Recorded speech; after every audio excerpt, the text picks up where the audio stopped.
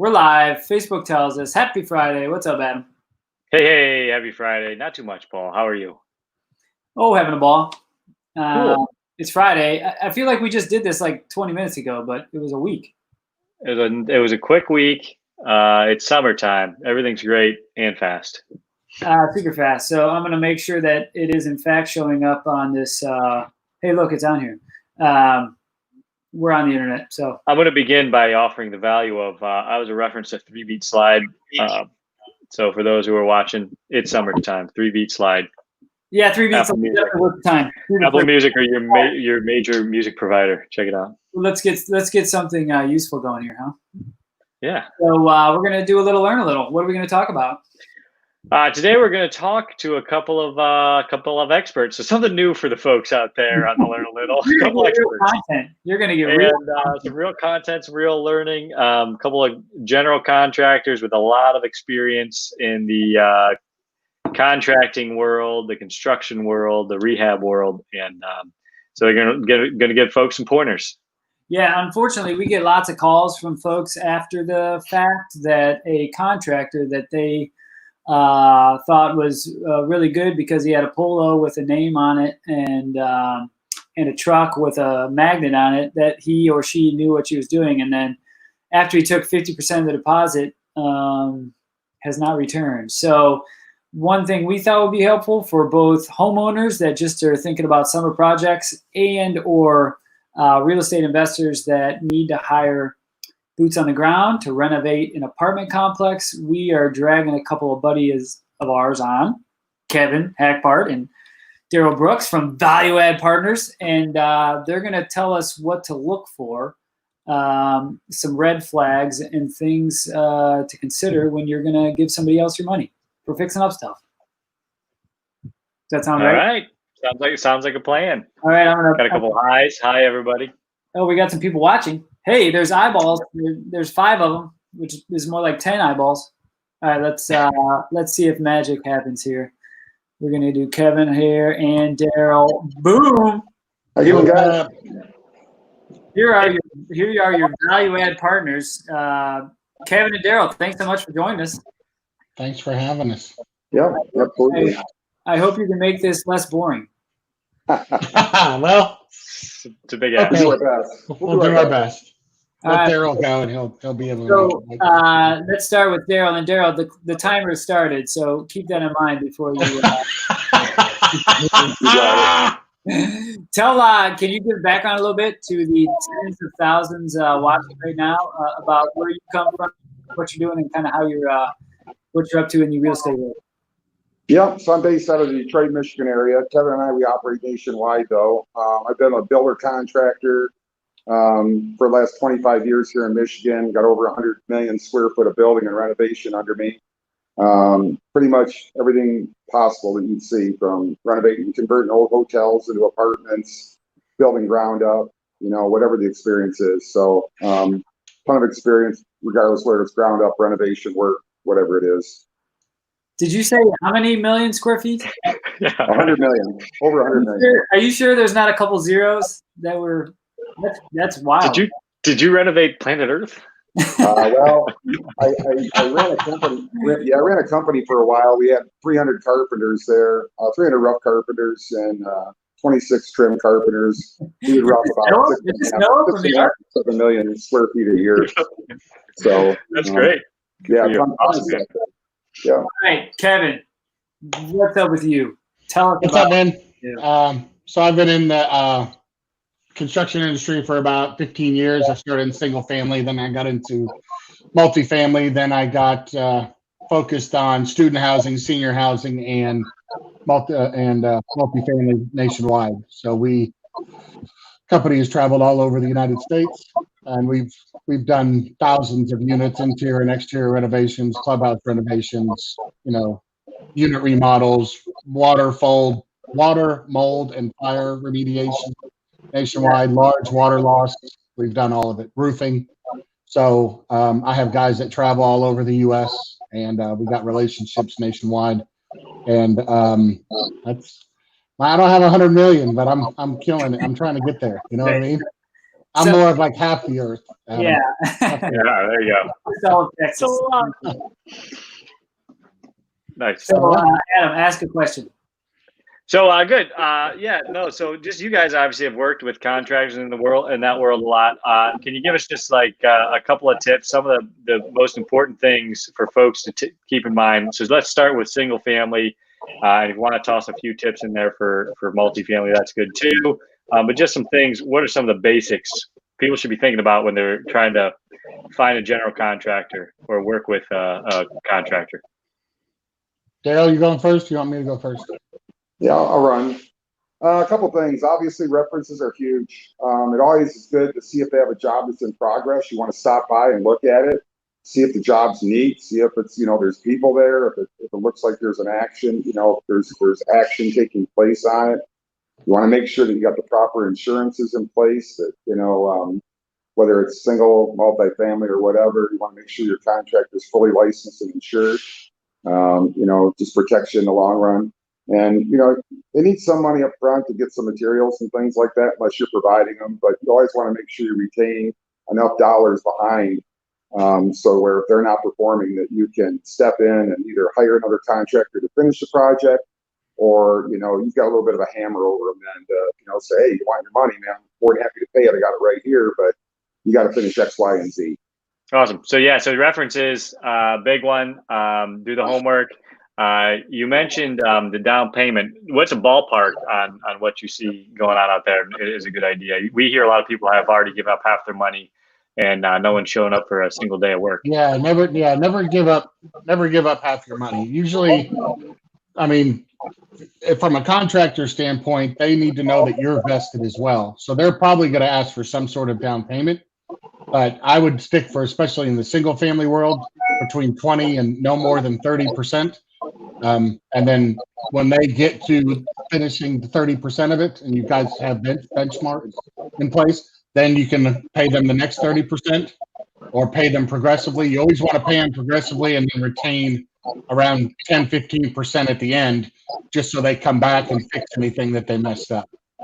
So, Nice.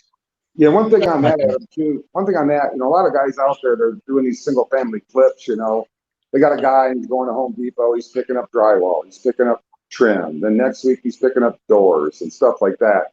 Little secret out there: buy your entire project at one time. Buy it at one time. Go to Home Depot. Go to their Pro Desk or Lowe's, whichever one, the big box stores. Do your entire project. Have them put it in their plan room. You're going to save a minimum of 10 to 15% if you're buying it all in a bulk. It's got to be over like $1,500 or $2,000 worth on $2,500 now. I just did it the other day. It's $2,500, but you can also have them deliver it in sections. So they're pretty much warehousing everything for you. Yeah, that's great. Great.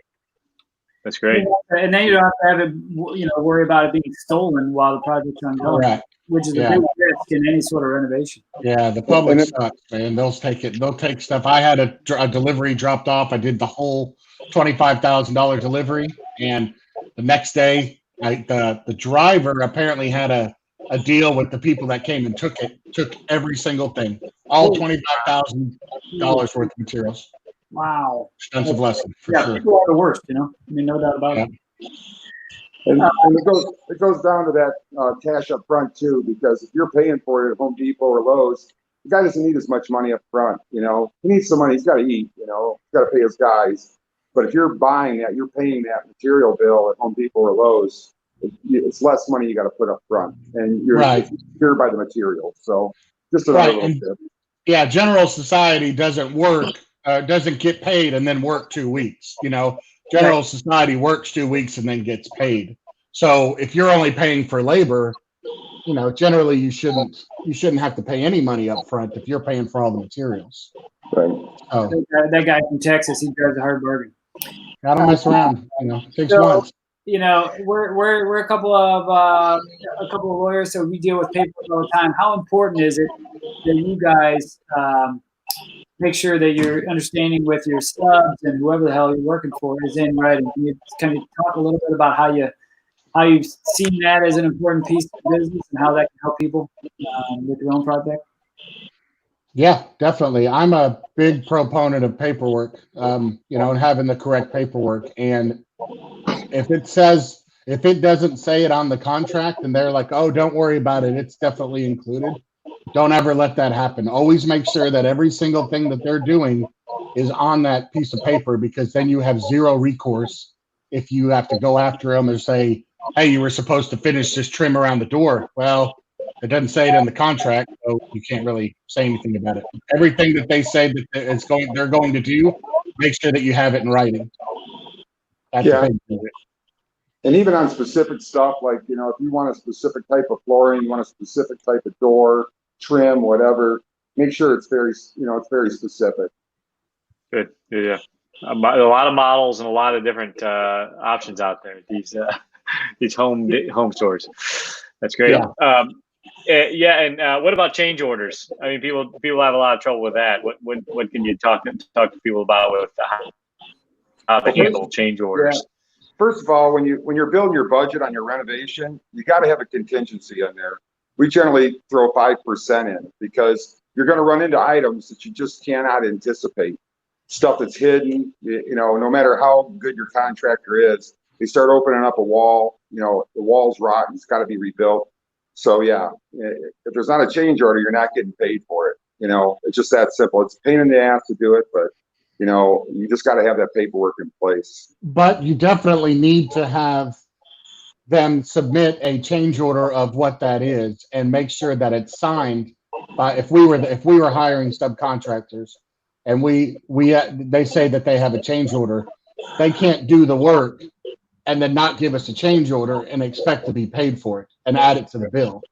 We have to have that change order in place, and we have to sign off on it, either myself, Daryl, or the PM that's on site, depending on our size of the project.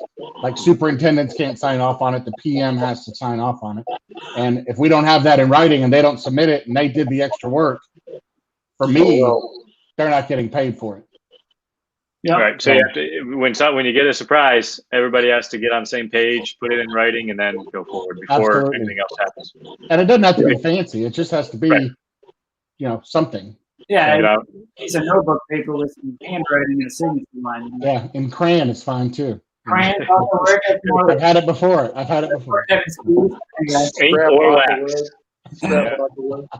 So another important thing is insurance, and then something about a bond, and then their license. Can you guys talk to people about what does that mean? You got a good handle, I think, on what it means. So what's it mean to be licensed, insured, and bonded? Yeah, so you got a couple different kinds of insurances. Obviously, the contractor needs, his liability insurance in place. Right.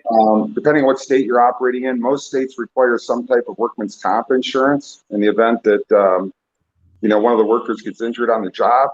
They don't have comp insurance. That guy's coming after you, or he's going to hire some smart guys like Paul and Adam to come after the homeowner. Nope. And if you're the homeowner, you're on the hook. And or it's your house or your building or whatever. So you have to make sure. And the verbiage in the contract, especially on bigger jobs, you want to be named additionally insured through their carrier, and that gives you protection as well on project if there's some type of a claim, regarding in there. If you're storing a bunch of materials on the project, a lot of times it's tough to get property insurance on those properties.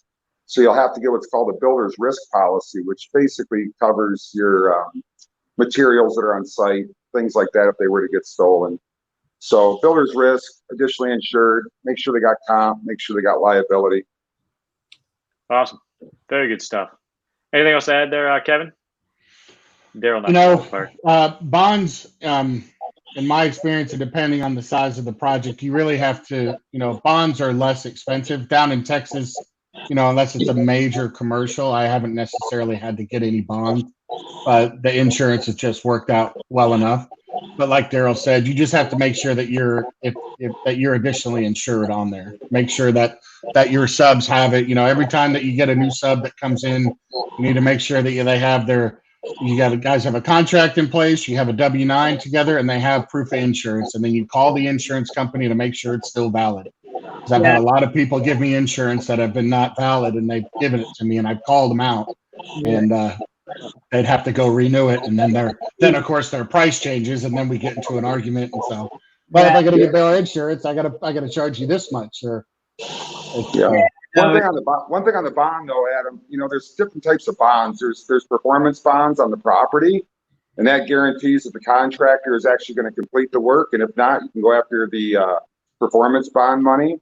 But there's also bonding for individuals. So if you're turning units that are occupied, let's say you're going and you're doing kitchens or you're doing flooring or something like that, you may want to think about having the workers bonded, because all of a sudden one of your tenants comes up and says, my grandmother's $10,000 ring disappeared off the dresser when your guys were in here working in my unit. It can get really sticky there. Yeah. And so it's something, if you're going to be doing turns while in occupied units, you want to make sure that you got to look at that, bonding the people that are actually working in the units. Yeah, it's great. Very good stuff. Yeah, no, I'll say something. Yeah. So if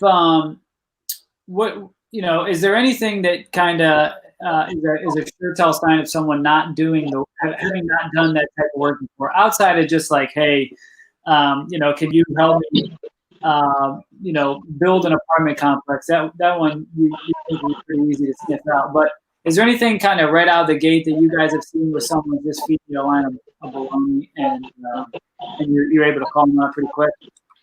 Yeah, usually there's a lot of folks that I've used that of course can do every single thing. Like, hey, can you do drywall? Yeah, I can do that.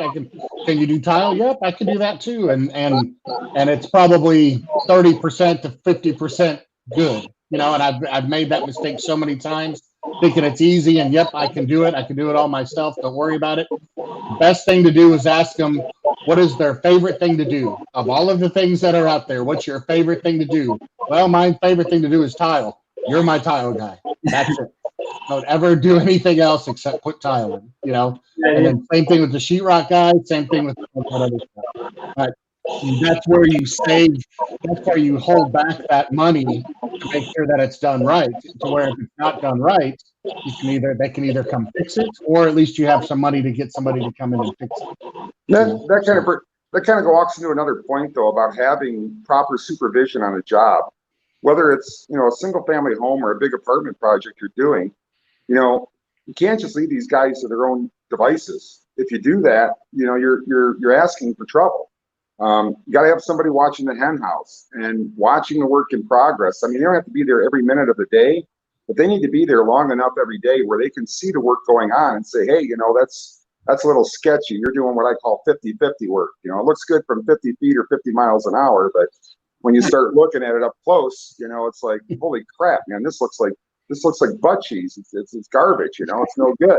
That's where a lot of these projects fail. Is people will hire contractors and send them out to the job, and they're like, oh, everything's great, and then they walk in and it's like you see it on live videos all the time. What in the hell is going on?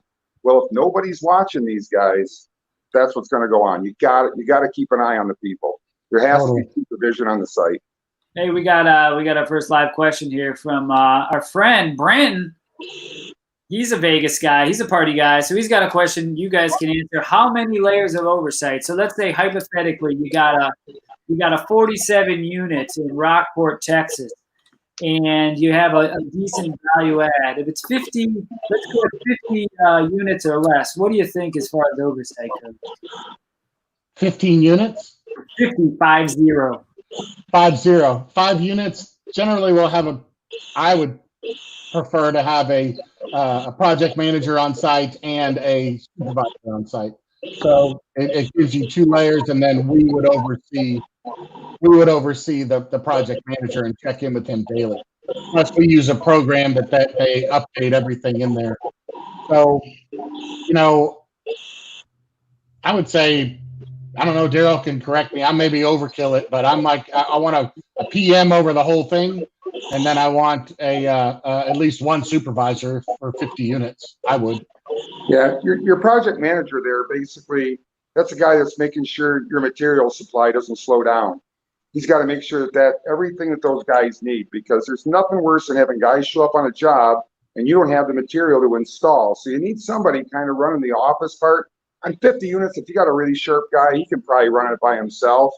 But the other thing you have to remember, you got interior finishes going on, you've got maybe exterior improvements going on. And it's a lot of work, you know. I like to say when we come on a project, it's like ants on a chicken bone, you know. We bring guys in and it's just like we're killing it. So you've got to have people keeping an eye on the exterior improvements. You got to have them keeping an eye on the interior improvements. You've got to have making sure that that material supply or that flow of materials stays coming, because, you know, that it's all about turning units quickly. And if you can't turn the units quickly, if you don't have materials, you can't turn them quickly.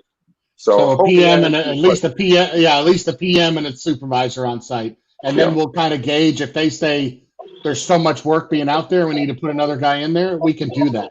And that's the beauty about it, is that you can make it dynamic. You can, if you need to add more, add more. If you need to, if it's not enough going on, then pull them. You know? Yeah, I mean, he's asking from a price perspective, because obviously these guys make, you know, there's a salary that they make in that. But I would say 1 to 2 guys. If you got a really sharp guy, I think one guy could run 50 units, but you know, it's better if you got 2 there. So wouldn't hurt. Yeah, you mentioned Kevin, some software can help. I mean, we talked a lot about communication and transparency on that. What's the software that helps keep things going? We use a program called Builder Trend, and basically it's mainly originally for single family, but it can be used in multifamily. So it has to where the PMs in every single day are able to go in there, and you're able to message the PMs. You're able to see pictures that they upload in real time. They can put videos in there. It shows you the weather. You'll have your own client portal. You'll have everything in there. So you can see the daily progress of it. And so you're able to, if you're in there and seeing something going on and they're doing a live video or you see pictures, you can ask them questions and they'll respond to you right from the app or later that evening. So Builder Trend. That's great. It's got a great scheduling aspect to it as well. So once you build out your schedule on a bigger project like that, say your roofer, you know, says, "Hey man, half my crew came down with CV-19, man, we're going to be a week late." You can go in and with literally one click of the button, you can click on that and it will adjust everybody's schedule in there. It will send them an email telling them, "Hey, the roofer's a week behind, you're getting bumped a week," and it just automatically bumps things. And the nice thing about it is, the other contractors that follow the roofer, they have to confirm they received that email, you know, so your carpet guy doesn't show up and go, "Hey man, I'm ready for the carpet, I'm ready for the flooring," whatever the situation is, and it's not ready. So they have to confirm that. And like Kevin said, the beautiful thing about this is everybody that's involved in the project, whether you're an investor in it, whether you're the sponsor, you're the bank, whoever it is, they can have access to that, you know, site and, you know, see what's going on a daily basis. And as Kevin said, it's a great communication portal. If there's questions about what's happening, they just ask them, they get answered. That's excellent. Yeah, that's great. Boom. Good work, board. So Brandon has another question. What if they offer a property manager from their company? I mean, do you guys, you know, what do you guys think of that? It's nice to have a little brighter line between the two companies, but is that something? I mean, you obviously have to interview anybody, right? So I mean, it's going to be like a brand new. Sure. So I guess does he mean like from like the supervisor or from the actual, say, the drywall company comes out? Is that what he's meaning? GC? Is he talking about GC? As a GC? He's not here, so we'll put a pin in that one, Brandon. We'll be bringing that back. Here's a better question from a real wizard. So one of the big things for obviously you guys that go all over the country, you don't live all over the country. So right. Do you guys find either local or do you bring guys in from where you're from? What do you guys do for that? We do both. We do both. So I have about 35. Area. You both did it. I'll tell you, we're the perfect. Wait, wrong hand.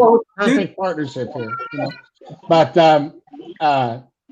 I have about 35 to 45 guys that travel nationwide for me. We typically always try to use local MEPs, which are mechanical, electrical, and plumbing contractors. And if we need to scale up more, we try to use local as well. And so the main reason that we find good local, or how we find local, in my personal opinion, is that we know our numbers. We know our cost per square foot.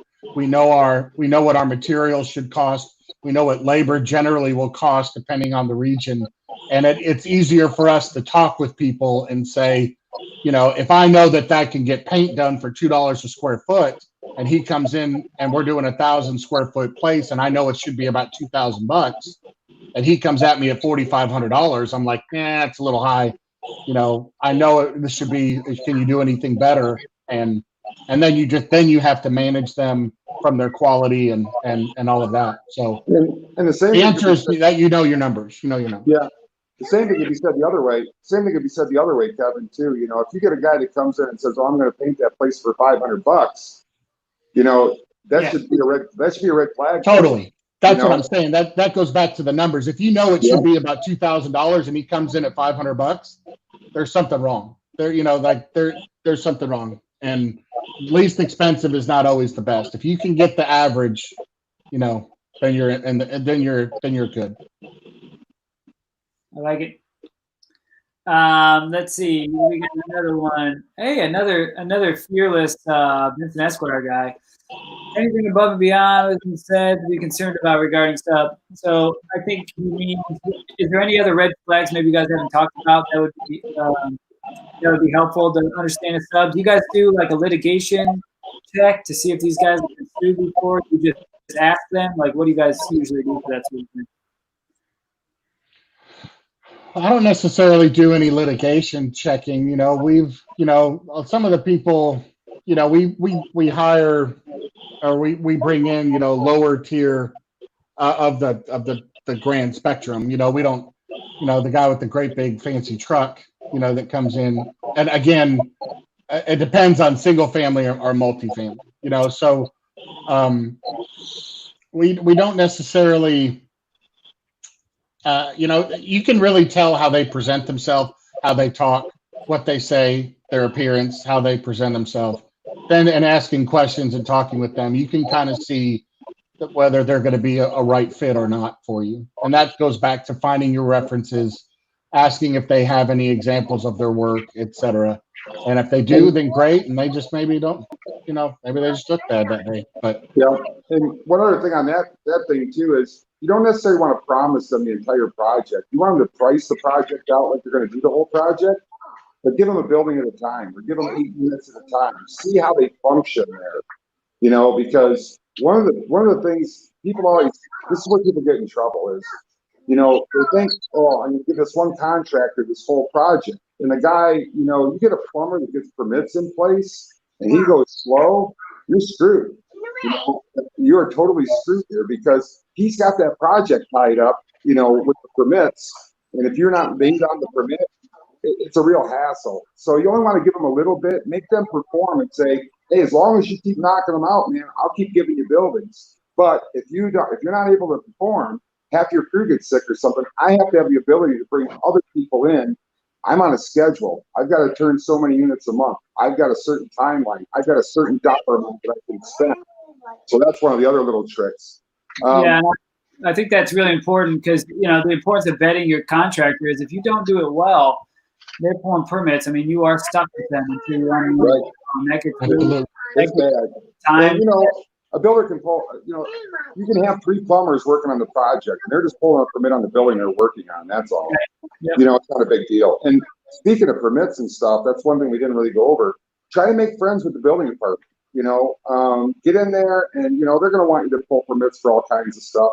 If you're just replacing stuff, you know, you're turning a unit, you don't need permits. But if you're replacing furnaces, you're replacing hot water heaters, you're upgrading electric, be smart, you know, pay the permit fee, have it inspected, because if that building burns down and you had a service panel redone in that thing, and they find out that you put a service panel in there without permits, it wasn't inspected, your insurance carrier might say, well, you know what? You're screwed, man. We're not going to cover it because you did work that was done by an unlicensed person and it wasn't permitted.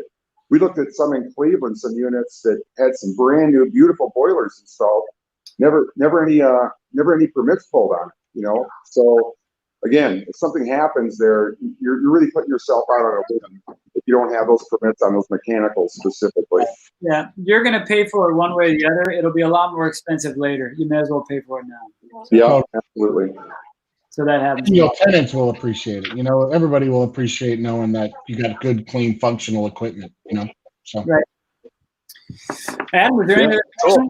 I don't think I think it's great. Last one I was going to ask is, you hear about, hey, we got a live crowd here. Nice. You hear this is single family, Kevin. You mentioned your background on that, but a lot of the folks that might be out there just own their home. Maybe they're doing a reno. They're saying, should I get a GC that's going to hire their subs or has a team, or I'm going to get a bunch of sub quotes. I think I'm going to save money maybe by doing the GC work myself. Is that a good idea, and why or why not? It depends on their experience. People want to save money, but if you can you can find a GC out there, how much you want to be involved. If you want to be involved, you have to be there every single day and know right from wrong. So my recommendation is to have a GC and then manage the GC, because he's the one that's going to be responsible. You're going to have to pay an additional little gap, So I honestly think that in single family for just basic homeowners, I would probably hire a general contractor that has experience in the area you're looking for, and you can negotiate price. You can negotiate that. You'll save a lot of headache and a lot of time, because the money that you think you're saving by doing it yourself, you're going to pay in the long run if they mess it up. Yeah, I think it's no different than if I weren't a lawyer doing a deed for my house, or any sort of legal work. Like, it may feel comfortable, but if it sucks, it gets a lot more expensive later. For sure. Most definitely. Yeah, just one last thing, guys, too. You got to remember when you're doing work on these buildings, your tenants, this is their home. And it's really important to send out the proper notifications to people. And back when I was a younger man, I was doing a re-siding an apartment building, and I ended up buying some Franklin Mint plates. I think they were Elvis plates. And I'm not a huge Elvis fan, but we were nailing the siding up, and these Elvis plates fell off the wall because the tenants weren't notified about it. So at the end, I go to get paid, and they're kind of like, well, you owe us for these 2 Elvis plates. They're $500 a piece. And I'm like, what are you talking about? It's BS, whatever. But, they're like, yeah, you owe us $500. And I'm like, well, where are the plates? And they're like, well, we threw them in the garbage. They were broken. I'm like, I'm not going to do that. You give me the plates. I got to pay for them. I'm doing it. But people have things hanging on their walls. You got people siding or doing things like that. And then be sensitive to your tenants, too. Don't have your guys starting at 5:30 in the morning. A lot of cities have ordinances as to when you can start. 7 o'clock is usually the standard. But you want to put a notice out to your tenants. And then, like what Kevin and I do, our guys all have like an orange vest on. So instead of them seeing some strange dude walking around their unit, looking in their window or something, they have a notice saying, hey, our guys are going to be on site. They're going to be doing this. They'll be wearing a safety vest. If you have any questions, contact the office. So you got to remember, it's their home. You're working on their home. They might be your renter, but it's their home. So be conscious of your tenants. No, that's really good insight. And I think you mentioned something earlier about buddying up with local government. That can save you a ton of time and money. Go know who is running your building department, who the inspectors are, and that sort of thing. Fire marshal can shut you down faster than anybody. Right. Yeah. Yeah, I just talked to somebody last week about they had a 20 unit, and the fire department had somebody in their ear, and all of a sudden he got a call like midnight that all the tenants had to be moved out. Yep. It's crazy. Yeah, they've got the most power over anybody, and if you don't meet their, like signage or emergency lighting or fire extinguishers, things like, it's better just to make friends with those guys up front. Yep. Absolutely. Brandon's got another question here. During due diligence, can you have systems? Can you see if things are permitted? What in your experience have you seen done during the due diligence phase? What if you buy or in due diligence and you retroactively have systems inspected? Meaning insist. Yeah. You can. Yeah. You can obviously call back, right? I mean, if they put in those boilers and they didn't get the permits, I mean, do you build that into kind of your? Totally. Yeah, you can have it. You can have it retro inspected. They just may call it, for any problems that they have. But absolutely, the building departments are really. I used to be so worried when I was doing single family when I first started out about having to pull permits, and then dealing with permits in general. But building apartments and building inspectors are really helpful. And so, and they'll be more than happy to come out and, hey, I need to see if this needs, because you're going to pull a permit anyway if you have to get it done. So Yeah. they say it pass. And that being said, too, just on your insurance, one thing you need to check for on your service panels, one, that they still manufacture them, but more importantly, it's good to have an electrician there to determine whether there's aluminum wire used in the building. Our agent told us if your insurance policy on your property can be 3 to 4 times higher if you have aluminum wiring in your building. It's an issue. So absolutely, you can bring people out there to inspect stuff, snake drains, check plumbing, check roofing, check the HVAC systems out, all that stuff. Yeah. Yeah. And just touch on, like you were saying, Kevin, with the building folks, if a prior owner did something that you didn't know about or whatever happened, they did updates that they didn't pull a permit for, and then later a building department comes by and realizes, hey, that's a bunch of new plumbing, or here's some new stuff. Yeah, I mean, it's no fun, and the seller kind of created a problem for you. But essentially, they're just going to come out and okay it, or have you find somebody that's going to okay it, a licensed person okay it, and it's no good to ignore the letters. They're not going to just drop that issue. And we've seen some of those cases where people get really upset when they get a letter from the building department. And it's no fun. It isn't, but it's not something that you should create a bigger problem over. Use those building departments as kind of your HR department too. Like, hey, have you heard of Tom Smith? Roofing. You're like, yeah, the guy blows. Like, definitely don't. Yeah. So use those people for sure. Yeah, it's public record too, so you can actually go on the city site and research the property and see what permits have been pulled on that property. So most of the time they have it electronically. You can pull permits to see if there was anything pulled on it. Yep. So. Yeah, sure. Yep. Very good. Cool. I think that was hey, any last things you guys want to share? Yeah, tell us. It's been great. I've learned a little, that's for sure. I know. Yeah, one thing on last project we were looking at was kind of interesting is you need to check with your building department too, because like this property we're looking at in Illinois, they have a annual it's an inspection that's required. It's a rental inspection, like a certificate of occupancy inspection, but they charge you a fee of $40 per unit per year, and they come in and they inspect every 3 years.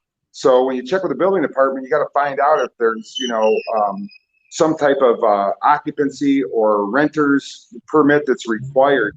It can be on a big project at $40, $50 a unit, 2, 3, 4, 500 units. We had the conversation about the Wi-Fi, Daryl, so I don't feel sorry for you. That's right. What he's saying is that you definitely check with the building department and get comfortable with the city. Every time we do our due diligence for ourselves, too. If you look close enough, it looks like he's swearing for ourselves or other people. We always go to the city every time we meet. Like we meet with the mayor, economic development, chamber of commerce, all city officials, the fire marshal, the fire department, the police. We ask the police about the neighborhood. The city is probably going to be your best friend, and the fact that they see that you're coming in there, and because a lot of the stuff that we buy, like one we're looking at in Mississippi, is 160 units that's 100% vacant. They want that thing cleaned up so bad, so they will help you in any way that they can. Yep. So take the opportunity to do that. And localities are all different states, different counties, different municipalities are going to have different things. Like Daryl was mentioning, that $40 a unit. It's probably not completely uncommon, but I know there's a lot of people who've never heard of that. So I was surprised. Really good. I was unhappily surprised. I was like, are they serious? And they're like, yep. And they don't even, so they charge you $40,000 a year, but they don't. $40 a unit per year, but they don't check it for every 3 years. That's a $120 inspection they're doing every 3 years. Just throwing that out there. Thorough. I can't wait to do it. I'm looking forward to doing it. It's gonna be fun. We're getting there for sure. So before we hang up here, your guys, Value Add Partners, can go anywhere in the United States and help people with the construction, right? Absolutely. We have contacts. I have guys that travel nationwide. We both have guys that travel nationwide. I'm based out of the Dallas-Fort Worth area. Daryl's based out of the Detroit, Michigan area, and my director of operations is based out of North Carolina. So we have the whole gamut covered, and I have guys that will travel. We get with local people. We have local relationships with people. We can even do California, Nevada, and New York if it really came down to it. Even to go there, that's good. I'm telling you, and we can do it. But it's it's a couple little bit more hoops to jump through, but we can do it. So, but yeah, we travel nationwide. Anything that you guys need or any questions, or even just doing due diligence for you, we can put a package together for you just on due diligence and whatever you need, we can do it. No, man, that was really good. I appreciate, even though Daryl had to bail, I think he ran out of minutes. That's probably what it was. They shut him down. This data. I'm telling you, he should have got an apple. I know it's because. Yeah. I want to say you and Daryl both have to put your emails and cells or contact info, whatever you want, in the thread, because like Brandon already asked for it. He's right by you. He's got a couple projects rolling around Texas. Oh, right on. Yeah, he's got this 47 that I mentioned earlier. So you guys should definitely connect up. Put your info down there. You guys have been a huge value to us, and we got some cool projects we hope that we are cranking forward on. Yeah, so, looking forward to it. Thanks so much for the time. And I know I learned a little, like Adam said. So absolutely. Right on. That's great. We just got our website up going, so it's yourvap.net, and you can check out what we do, and we'll be updating that and our Facebook to kind of let everyone know how projects are going. So, yep, people, you will lose your rear end on construction if you don't know whether your guys can do it. So, call up. Yeah, and even if you have folks, and that was the other thing I was just saying, a lot of people, I don't know, may not feel comfortable with this, but we don't care. Even if you have guys that you're already looking at, you got budgets, and you want us just to look at it and say, I would probably do this, or this. If I was looking at it, definitely send it our way. It doesn't hurt our feelings if we get the job or don't get the job. If we can help out to where people, go and are able to take care of their business correctly, we'll be more than happy to help out any way that we can. Yeah. And it's important. It's important to be able to reach out to someone that's not going to be battling for the basement. Like, you guys are a legit business, so if the numbers don't make sense, you won't take the job, but you'll be able to sniff out for people like, hey, this guy says it's $1 a square foot. That is half the real cost. He's probably going to make a quick payday. So definitely worth the contact. So, man, thanks so much for the time, Adam. Absolutely. Thanks for having us. Yeah, absolutely. No, thanks, Kevin. Thanks, Daryl. If you see this later, thanks everybody who joined us. Have a good weekend. Thanks, guys. We appreciate it. Thank you. Bye.